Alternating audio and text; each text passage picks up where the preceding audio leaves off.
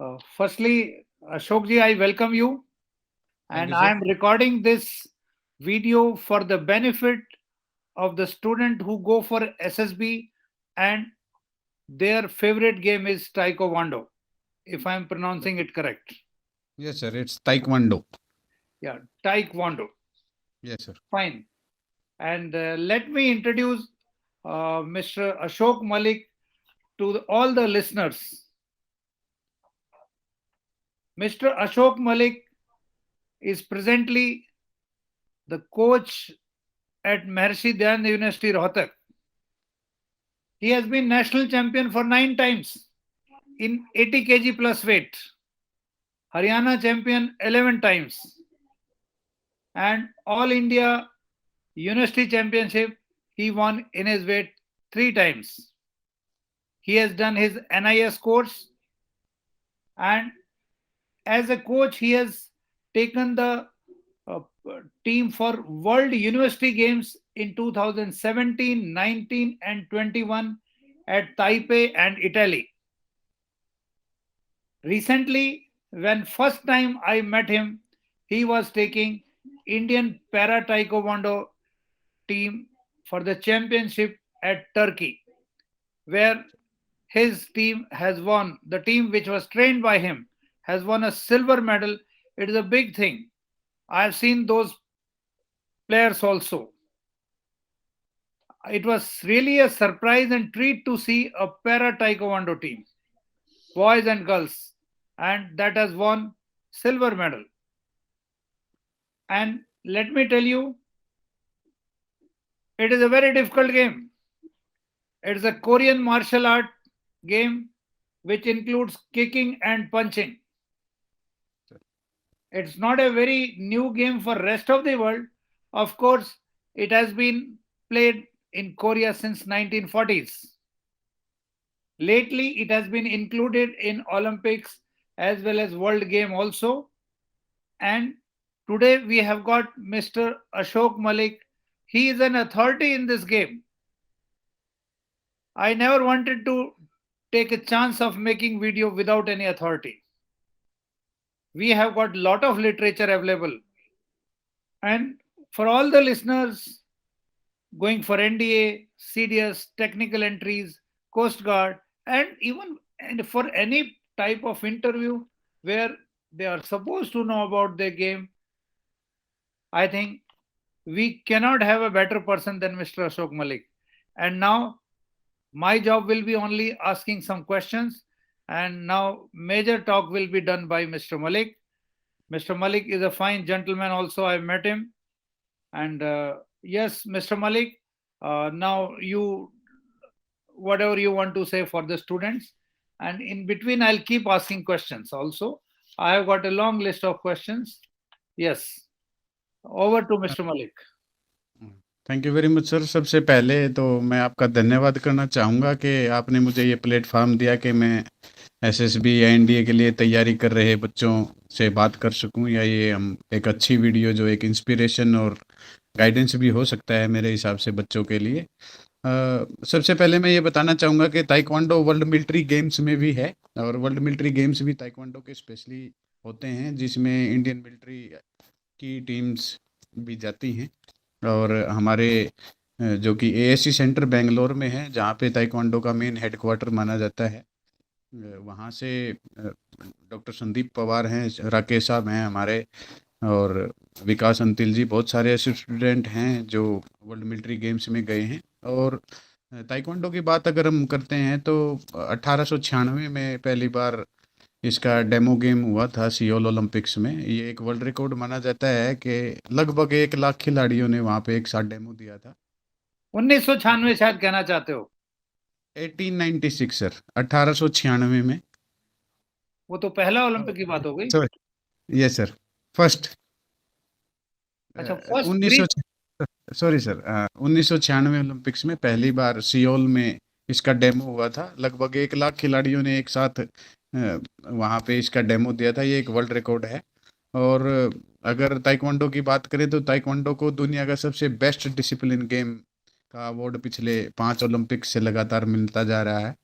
और 1955 में इसको हमारे जो इसके फाउंडर थे जनरल चोई होंग ही, जो कि साउथ कोरिया में आर्मी में थे, उन्होंने इसको 1955 में दुनिया के सामने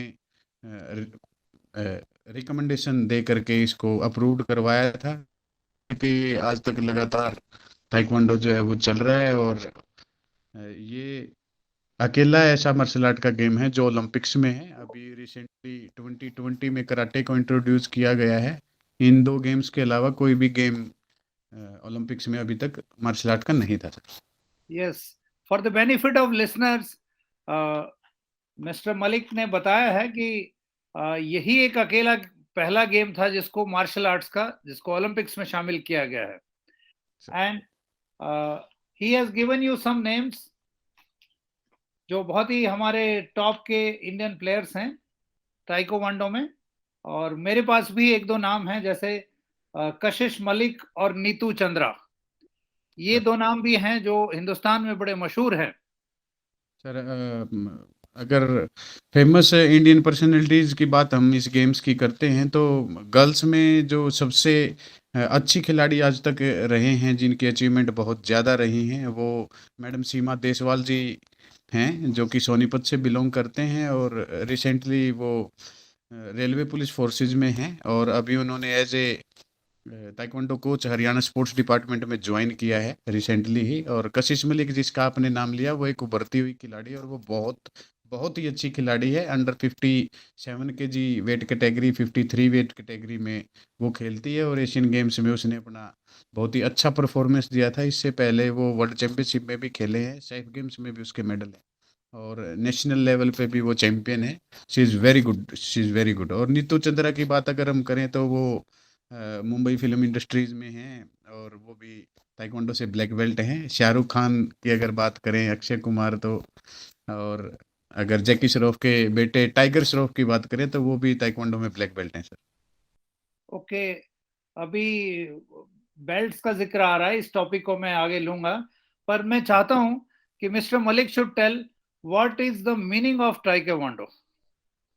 ताइक्वांडो के सर अगर दो तरह के मीनिंग हैं। अगर हम थियोरेटिकल मीनिंग की तरफ जाते हैं तो ताइक्वांडो ये 3 अलग-अलग पार्ट्स में डिवाइड किया गया है। इसको हाथों और पैरों से जो कला हम सेल्फ डिफेंस की करते हैं उसको हम ताइक्वांडो बोलते हैं। डू का मीन्स करना होता है, ताई और क्वान हाथ और पैरों को, to hit the fist with the fist and with the feet, दो टेक्निक्स हम सेल्फ डिफेंस की करते हैं, उसको ताइक्वांडो बोलते हैं।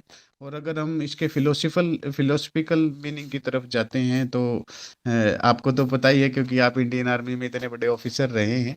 तो ये एक अनआर्म कॉम्बैट है जो कि बिना वेपन्स के, टू स्टॉप द वायलेंस, इसका मेन जो पर्पस था, to stop the violence without the weapons for the self defence और to develop the personality and overall development physical mental. इस मार्शल आर्ट को जो है वो डेवलप किया गया। तो ये I unarmoured I combat. feel I feel you recommend this game for all the boys and girls, young crowd. Sir इस बारे में मैं आपको बताना चाहूँगा कि हमारी स्पोर्ट्स मिनिस्ट्री ने भी ताइक्वांडो को कंपलसरी किया है, even school CBSE schools Haryana sports department में भी। और अगर सेंटर स्कूल्स डिपार्टमेंट की भी अगर हम बात करते हैं तो सेल्फ डिफेंस के गेम में ताइक्वांडो कंपलसरी है, सीबीएसई स्कूली गेम्स कॉलेज लेवल पे हर जगह पे सर। और सेल्फ Okay, डिफेंस के लिए Mr. Ashok, I'd like to know when this game was introduced in Olympics for the first time. Sir जैसा कि मैंने आपको बताया 1996 में सियोल ओलंपिक में ये डेमो बेस पे आया था। उसके बाद 2000 सिडनी ओलंपिक्स में ये एज ए रेगुलर गेम जो है वो ओलंपिक्स में इंट्रोड्यूस हो चुका था सर। और सिडनी ओलंपिक्स में हमारे इंडिया के फर्स्ट पर्सनैलिटी जो थे मिस्टर चंद्रशेखर मराडी, उन्होंने एज ए रेफरी उसमें पार्टिसिपेट किया था। Okay, Mr. Chandrasekhar Ramade are participated. Chandrashekhar, yes sir, R. Chandrasekhar Ramade participated in the first for the when this game was included for the first time in Sydney Olympics in yes sir, 2000. Yes sir. तो वो referee So, as a referee India as की a तरफ से। referee. But जी sir. I'd like to know at the same time who has been the first Indian player who participated in Olympic uh, for the first, who represented India for the first time in Olympics. Sir ये बताते हुए मैं बहुत बहुत ज़्यादा गर्व feel करूँगा क्योंकि फर्स्ट इंडियन ताइक्वांडो एथलीट जो है वो एक पैरा एथलीट हैं और उनका नाम अरुणा है और वो हमारी यूनिवर्सिटी एमडी यूनिवर्सिटी रोहतक से बिलोंग करती हैं। वो फॉर्मर स्टूडेंट रहे हैं यहाँ के और वो मेरी ही स्टूडेंट है और वो एमडीयू यूनिवर्सिटी के ताइक्वांडो ट्रेनिंग सेंटर में ही ट्रेनिंग करते हैं और अभी रिसेंटली उन्होंने टोक्यो ओलंपिक्स में पार्टिसिपेट किया था as a para taekwondo Olympian athlete और पिछले 52 साल की ताइक्वांडो की इंडियन हिस्ट्री में she is the first Olympian athlete sir. Which year she participated in Olympic? अभी सर 2020 टोक्यो ओलंपिक्स में sir. Tokyo Olympics. First Indian athlete to participate in Olympics. And yes sir. it is very great thing that she has been your student. What yes sir. it's an excellent gift a person can give to his own country. It is a commendable job. Thank you sir. Okay. Just for the benefit of this listener, who has been the founder of Taekwondo? In India, Mr. Jimmy R. Jagtiani is the founder of Taekwondo. In 1973, he introduced Taekwondo in India. और अगर world level पे बात करते हैं तो general चोई Hong ही थे जो कि साउथ कोरिया में कोरियन डिफेंस सर्विसेज में काम करते थे। उन्होंने 1955 में इसको एज ए रिकॉग्नाइज्ड गेम दुनिया के सामने प्रोड्यूस किया था। Okay. Just I want to know, like, in how many events are possible in Taekwondo? Maybe it is a weight category, or how they divide these events. Sir दो तरह के event होते हैं, एक जिसको हम फाइट क्योरगी के नाम से जानते हैं जिसमें फाइट होती हैं दो अपोनेंट्स के बीच में, उसको हम क्योरगी का इवेंट बोलते हैं। और दूसरा जो इवेंट है वो एज ए डेमोन्स्ट्रेशन होता है, उसको हम पूमसे के नाम से जानते हैं। तो ये दो तरह के इवेंट होते हैं जिसमें इंडिविजुअली बच्चे अपने वेट कैटेगरी के हिसाब से खेलते हैं और पूमसे इवेंट है जो वो एक डेमोन्स्ट्रेशन इवेंट होता है, उसमें इंडिविजुअल मिक्स पेयर इवेंट भी होता है और टीम इवेंट भी होता है जिसमें जो टेक्निक्स हैं हैंड और लेग्स की टेक्निक्स हैं उनको इंट्रोड्यूस करवाया जाता है दूसरे के सामने। वो एक इमेजिनरी फाइट होती है। तो Okay, ये दो and style what is the playing area? Like, this is an indoor game, but what is the playing area size? How much size it requires? Area की प्लेइंग एरिया की अगर हम बात करते हैं सर, जो टोटल एरिया जो होता है वो 10 बाय 10 मीटर का होता है और जो एक्चुअल प्लेइंग एरिया होता है वो 8 बाय 8 मीटर का होता है। वो एक ऑक्टागनल मैट सिस्टम हमारा होता है, ऑक्टागनल एरिना लगाया जाता है जिसका जो पूरा माप है वो 8 बाय 8 का है और बाहर उसके 1 बाय 1 मीटर का सेफ्टी जोन होता है ताकि कोई प्लेयर अगर बाहर चला जाता है तो उसको चोट ना लगे। Okay. And now we will again talk, like you were mentioning, that how to divide various categories and the time duration for Taekwondo matches. Sir time duration की अगर हम बात करते हैं तो 2-2 मिनट के 3 राउंड होते हैं। हर 2 मिनट के बाद 1 मिनट का रेस्ट पीरियड बच्चे के लिए प्लेयर के लिए होता है और ऐसे 2-2 मिनट के 3 राउंड होते हैं। अगर टोटल टाइम की बात करते हैं तो 6 मिनट की एक बाउट होती है जिसके बीच में हर 2 मिनट के बाद 1 मिनट का रेस्ट पीरियड एथलीट को दिया जाता है। और अगर वेट कैटेगरीज की बात करते हैं तो वेट कैटेगरीज ताइक्वांडो की वर्ल्ड ताइक्वांडो के द्वारा डिवाइड की गई हैं। नेशनल लेवल के अगर एथलीट नेशनल लेवल का कोई कंपटीशन है तो उसके अंदर 8 सीनियर लेवल पे 8 फीमेल्स और 8 मेल्स compete करते हैं अपनी 8 अलग अलग वेट कैटेगरीज में। उसके बाद अगर हम सेफ गेम्स की बात करते हैं तो वहाँ पे भी 8 कैटेगरीज होती हैं। एशियन गेम्स में ये वेट कैटेगरी मर्ज करके 6 कर दी जाती हैं मेल फीमेल दोनों के लिए। उसके बाद अगर हम लुसोफोनिया गेम्स की बात करते हैं वहाँ पे भी 6 प्लेयर्स खेलते हैं। एशियन गेम्स में 6 हैं और अगर ओलंपिक की बात अगर हम करते हैं तो एक कंट्री से 2 ही प्लेयर 2 मेल और 2 फीमेल ही रिप्रेजेंट कर पाते हैं क्योंकि 8 वेट कैटेगरीज को मर्ज करके 4 कर दिया जाता है। 8 कैटेगरीज को 4 कर दिया जाता है ओलंपिक लेवल पे। Yes sir. और एक कंट्री से सिर्फ 2 फीमेल और 2 मेल ही पार्टिसिपेट कर सकते हैं और ये इंडिविजुअल रैंकिंग सिस्टम होता है सर। जैसे अगर मैं 80 केजी में खेल रहा हूँ तो मेरी वर्ल्ड रैंकिंग और ओलंपिक रैंकिंग के हिसाब से मैं ऑटोमेटिक अपनी रैंकिंग के हिसाब से क्वालिफाई करूँगा। अगर मैं टॉप ओलंपिक रैंकिंग में टॉप 6 में हूँ या वर्ल्ड रैंकिंग में टॉप 4 में हूँ या ओलंपिक क्वालिफिकेशंस में मेरे मेडल्स आते हैं, तो मैं अपनी रैंकिंग के हिसाब से ऑटोमेटिकली अपने वेट को क्वालिफाई करूँगा। और सिर्फ 2 ही लड़के और 2 ही लड़कियाँ एक कंट्री से क्वालिफिकेशंस के अंदर जा पाते हैं सर। ओके, तो इसी हिसाब से how the this black belt and other belts are being decided, just throw light on this. Sir belt की अगर बात करते हैं तो ये एक बहुत ही आध्यात्मिक बात है और ये जीवन से जुड़ी हुई सच्चाइयाँ हैं। उसको इंट्रोड्यूस किया गया है इन बेल्ट्स के आधार पे। अगर वाइट बेल्ट की सबसे पहले वाइट बेल्ट आता है सर। वाइट बेल्ट को अगर डिस्क्राइब जैसे हमारे थियोरेटिकल और फिलोसफिकल मीनिंग ताइक्वांडो के हैं। वाइट बेल्ट सर जैसे कोरा कागज होता है, एक छोटा बच्चा होता है, तो वाइट बेल्ट उसको दी जाती है जो बिल्कुल बिगनर्स होते हैं, उनको वाइट बेल्ट मिलती है। जैसे कोरे कागज पे आप कुछ भी लिखेंगे तो वो उसके ऊपर अंकित हो जाएगा, वैसे वो एक बिगनर के लिए वाइट बेल्ट होती है। उसके बाद फिर येलो बेल्ट आता है सर। हमारे ग्रेडिंग में येलो बेल्ट का मीनिंग होता है जैसे सरसों के खेत होते हैं ना सर, उस पे पीले पीले फूल आते हैं, कि जो वाइट बीज बोने के बाद जो अंकुरित होकर के येलो अपनी फसल पकने के लिए तैयार हो रही है, तो वो ग्रेडिंग में येलो बेल्ट आती है। फिर ग्रीन बेल्ट आती है सर। ग्रीन बेल्ट का मतलब होता है कि अब प्लेयर जो है वो हर तरफ अपनी रोशनी फैलाने के लिए तैयार है। हरियाली जैसे सबको अच्छी लगती है, खेत खेत अगर आप देखते हैं तो वो हरियाली सबको अच्छी लगती है। फिर ग्रीन बेल्ट आती है, फिर ब्लू बेल्ट आती है। ब्लू बेल्ट का मतलब होता है कि टू द स्काई, हम स्काई लिमिट्स की तरफ जा रहे हैं, अब हम प्रोग्रेस कर रहे हैं, ऊपर की तरफ जा रहे हैं। उसके बाद रेड बेल्ट आती है सर। उसके बाद ब्लैक बेल्ट आती है सर सबसे बाद में। और ब्लैक बेल्ट के बाद फर्स्ट डान, सेकंड डान, थर्ड डान, इस तरह से 10 डान तक ब्लैक बेल्ट होते हैं सर ताइक्वांडो के अंदर सर। तो उसके लिए हमारे को एग्जामिनेशंस देने पड़ते हैं। Physical examinations are there, medical examinations वहाँ पे होते हैं, थ्योरेटिकल पेपर होते हैं, इंटरव्यूज होते हैं। तो उस तरह के एग्जामिनेशंस के बाद ही कोई बेल्ट जो है वो हम अर्न कर पाते हैं। और मैं खासकर ये बताना चाहूँगा कि एक ऑर्डिनरी मैन ताइक्वांडो के ब्लैक बेल्ट कभी नहीं ले पाता सर। उसके लिए we have to do some hard practice and lot of hard okay, things और सर। ब्लैक बेल्ट के भी अलग अलग कैटेगरीज आपने बताया, डैन बताए हैं। सर ब्लैक बेल्ट जो होता है, ब्लैक बेल्ट फर्स्ट डान से लेकर के ब्लैक बेल्ट 10th डान तक के प्रमोशन डिग्री सर्टिफिकेट्स होते हैं सर। ओके, तो इस वक्त जो हमारे हिंदुस्तान में जो खिलाड़ी आपने नाम लिया, ये ब्लैक बेल्ट में कितने डैन तक हैं इस वक्त? सर सबसे अलग टॉप अलग में हैं। कौन है? सर ये मैं आपको नहीं बता पाऊंगा क्योंकि ये ओके, पर्टिकुलर उनके लिए ही होती हैं। अच्छा, मेरे वो को नहीं पता खिलाड़ी को क्योंकि भी पता होता है। सर मैं फोर्थ डान ब्लैक बेल्ट हूँ। जैसे कशिश मलिक की अगर हम बात करते हैं तो Kashish Malik I think second dan black belt है।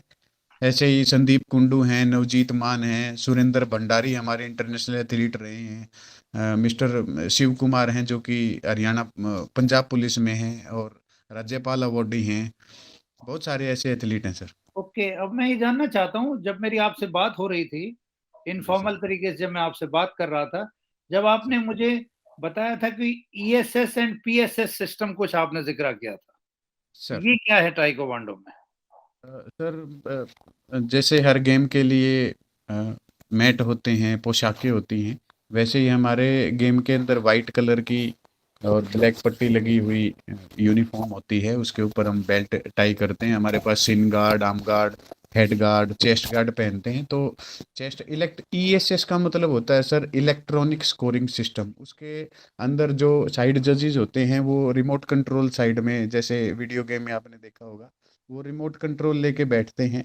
जब भी कोई प्लेयर सही टेक्निक से दूसरे ओपोनेंट को स्कोर किकिंग करता है, एंकल बोन से नीचे का जो एरिया है पैर का, फीट का, उससे जब भी स्ट्राइक करता है सही टेक्निक से, तो जो साइड जजेस बैठे हैं, कॉर्नर जजेस जो बैठते हैं 3, वो अपने रिमोट कंट्रोल से उनको स्कोरिंग देते हैं सर। फेस किक के 3 स्कोर होते हैं, चेस्ट गार्ड के 2 स्कोर होते हैं, वैली टर्निंग किक चेस्ट पे अगर मारते हैं तो उसके 4 स्कोर हैं। इस तरह से स्कोरिंग सिस्टम होता है, वो स्कोर देते हैं, उसको ईएसएस स्कोरिंग सिस्टम बोला जाता है। उसके बाद पीएसएस स्कोरिंग सिस्टम में सर प्रोटेक्शन जो है वो प्रोटेक्शन स्कोरिंग सिस्टम होता है, वो भी इलेक्ट्रॉनिक्स होते हैं। उसके अंदर जो हेड गार्ड और चेस्ट गार्ड प्लेयर डालता है या सेंसर शॉक्स जो पैरों में डालता है, उनके अंदर सेंसर सिस्टम लगे होते हैं। वो जब भी प्लेयर राइट टेक्निक से राइट पावर से किक अपने अपोनेंट के चेस्ट गार्ड पे या हेड पे करेगा, तो स्क्रीन लगी होती है बहुत बड़ी बड़ी, उन स्क्रीन पे ऑटोमेटिक डायरेक्ट स्कोर अपने आप से शो हो जाता है। उसके लिए किसी रेफरी को स्कोर देने की जरूरत नहीं होती है। तो चीटिंग के जो चांसेस हैं वो बहुत ही लेस हैं हमारे गेम के अंदर। It is very neat and clean game sir. Okay, यानी इसमें कंफ्यूजन नहीं रहता है, and yes sir. Transparent, it is very transparent system. Yes sir. Okay, अभी हमारे सुनने वालों को मैं उनके लिए उनकी तरफ से आपसे क्वेश्चन पूछता हूँ कि जब इस गेम को हमारे हिंदुस्तान में इतना महत्व दिया जा रहा है, स्कूल्स में इंट्रोड्यूस किया है, क्या कुछ टूर्नामेंट्स भी हैं अलग अलग लेवल पे सर जिसमें हमारे जो टैलेंट है उसको ऊपर आने का मौका मिले? बिल्कुल सर। हमारी स्पोर्ट्स मिनिस्ट्री और जितने भी हमारे स्पोर्ट्स डिपार्टमेंट हैं या हमारी स्पोर्ट्स फेडरेशन ताइक्वांडो की जो हैं, या Indian Olympic association, Haryana Olympic association की हम बात करते हैं, तो सीबीएसई स्कूल गेम्स में फिफ्थ क्लास से ऊपर के बच्चे से लेकर के फिफ्थ क्लास से लेकर के, चाहे वो कोई भी स्कूली टूर्नामेंट हो, तो सबसे पहले सीबीएसई क्लस्टर गेम्स होते हैं, स्टेट गेम्स होते हैं, जोनल गेम्स होते हैं। उसके बाद सब जूनियर जूनियर सीनियर लेवल की नेशनल चैंपियनशिप्स होती हैं। जूनियर सब जूनियर लेवल की एशियन चैंपियनशिप होती हैं, वर्ल्ड चैंपियनशिप होती हैं। और अगर सीनियर लेवल पे हम बात करते हैं तो उसमें गेम्स हमारे होते हैं, जैसे सैग गेम्स है, साउथ एशियन गेम्स। अभी रिसेंटली ये हुए थे लास्ट लास्ट ईयर 2019 ओके, में। हमारे हमारे हिंदुस्तान में सर स्टेट लेवल पे या नेशनल लेवल पे कोई जो टूर्नामेंट्स हैं उनमें से एक दो की जानकारी देंगे आप? हाँ सर, नेशनल टूर्नामेंट होते हैं सर, जैसे सब junior national tournament, senior national tournament, school games SGFI national tournaments होते हैं, सीबीएसई नेशनल टूर्नामेंट होते हैं, जो कि अलग अलग यूनिट करवाती है, लेकिन उनको होल्ड जो उनका होता है वो ताइक्वांडो फेडरेशन ऑफ इंडिया, और अभी रिसेंटली में इंडिया ताइक्वांडो उसको जो है ऑपरेट करवाती है। उन्हीं की देखरेख में सभी नेशनल रेफरीज या इंटरनेशनल रेफरीज वहाँ पे आकर के वो टूर्नामेंट कंडक्ट करवाते हैं सर। ओके। उसके बाद एशियन गेम्स आते हैं सर, वर्ल्ड मिलिट्री गेम्स हैं सीनियर लेवल पे, वर्ल्ड यूनिवर्सिटी गेम्स हैं, ओलंपिक्स हैं, लूसोफोनिया गेम्स होते हैं, कॉमनवेल्थ चैंपियनशिप्स होती हैं। और एक बार फिर से हमारे सुनने वालों को बताएं कि कितनी वेट कैटेगरीज होती हैं इसमें? सर अगर नेशनल लेवल पे बात करेंगे तो 8 वेट कैटेगरीज हैं। गर्ल्स की 8 वेट कैटेगरी हैं, जैसे below 46 kg, below 49 kg, 53 kg, 57 kg, 62 kg, 67 kg, 73 kg और 73 प्लस जितने भी खिलाड़ी होंगे वो अलग अपनी अपनी वेट कैटेगरीज में खेलती हैं। ऐसे ही मेल्स कैंडिडेट में होता है, सीनियर लेवल की अगर हम बात करें तो 54 kg, 58 kg, 63 kg, 68 kg, 74 kg, 80 kg, 87 kg और 87 प्लस, सभी एक वेट कैटेगरीज में आते हैं। ओके, बड़ी महत्वपूर्ण जानकारी आपने दी है। जी सर। और एक मैंने वर्ड सुना है, कोई टाइको वांडो फैमिली, ये क्या वर्ड है? सर ताइक्वांडो फैमिली की अगर हम बात करते हैं तो यूएसए टीम की तरफ से लोपेज फैमिली है, जिसको ताइक्वांडो फैमिली के नाम से जाना जाता है। उनको ताइक्वांडो फैमिली इसलिए बोला जाता है क्योंकि उनकी फैमिली में Steven Lopez, mark Lopez, Diana Lopez और जीन लोपेज नाम के उनके फैमिली मेंबर्स हैं। 3 भाई हैं और उनकी बहन है, उनकी वाइफ है, उनके बच्चे हैं। ये ऑलमोस्ट सभी वर्ल्ड चैंपियन रह चुके हैं, इसलिए इस टाइम इस फैमिली को ताइक्वांडो। और स्टीवन लोपेज की अगर हम बात करते हैं तो वो 6 टाइम वर्ल्ड चैंपियन रहे हैं। उन्हीं के बड़े भाई 4 बार वर्ल्ड चैंपियन रहे हैं और उनके कोच हैं, उनकी सिस्टर हैं डायना लोपेज, वो भी 4 बार वर्ल्ड चैंपियन रही हैं। तो ये एक ताइक्वांडो फैमिली के नाम से ये ये फैमिली जानी सब जाती यूएसए के खिलाड़ी हैं? है सर। ये टीम यूएसए की तरफ से इन्होंने कई बार रिप्रेजेंट किया है सर, ओलंपिक में भी इनका मेडल है और वर्ल्ड चैंपियन तो ये है ही सर। ओके, अभी मैं आपसे ये जानना चाहता हूँ, जो हमारे खास करके यंगस्टर्स हैं, स्पेशली जो एनडीए की तरफ जाने वाले हमारे बच्चे हैं, जो 12th अभी किया है, and they've got lot of जोश bubbling young boys and girls, what all exercise they should do and what should be their diet plan? What you will recommend? Sir exercises की अगर बात करते हैं तो ताइक्वांडो की एक्सरसाइजेज मेनली 4 तरह की एक्सरसाइज उसके अंदर आती हैं, जिसमें हम मोबिलिटी की एक्सरसाइजेज करते हैं, फ्लेक्सिबिलिटी, मोबिलिटी, उसके बाद एजिलिटी की ट्रेनिंग, स्ट्रेंथ वर्कआउट हमारा होता है, और कोऑर्डिनेशन की ट्रेनिंग, क्योंकि ये चारों, कोऑर्डिनेशन, एजिलिटी, स्ट्रेंथ, स्पीड और मोबिलिटी, ये मेन कंपोनेंट हैं जो कि एक ताइक्वांडो एथलीट के लिए चाहिए। और डाइट की बात ज़्यादा तो मैं नहीं बता पाऊंगा, क्योंकि डाइट प्लान तो एक डाइटिशियन ही बता पाता है, लेकिन फिर भी हम लोग जो जर्नल, जैसे भारत में कोच को के ऊपर काफ़ी चीज़ों का बर्डन होता है, क्योंकि कोच ही यहाँ पर प्लेयर का माँ बाप, कोच, डाइटिशियन, एथलीट सब, उन्हीं को ये कंट्रीब्यूशन देना पड़ता है। तो हमको वेट लूज करने के लिए अलग से डाइट मेंटेन करनी होती है सर हमारे को।